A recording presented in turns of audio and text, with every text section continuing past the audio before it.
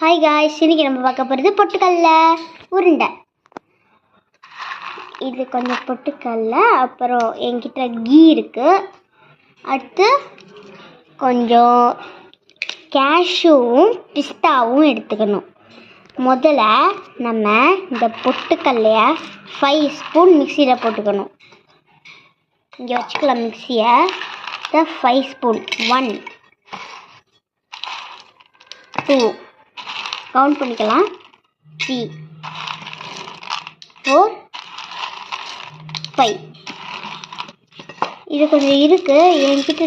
எனக்கு எவ்வளோ வேணும் நான் பார்த்து நான் போட்டுக்கிட்டேன். அடுத்து கொஞ்சம் சுகர் 5 ஸ்பூன் போட்டுக்கணும். ஃபஸ்ட்டு 1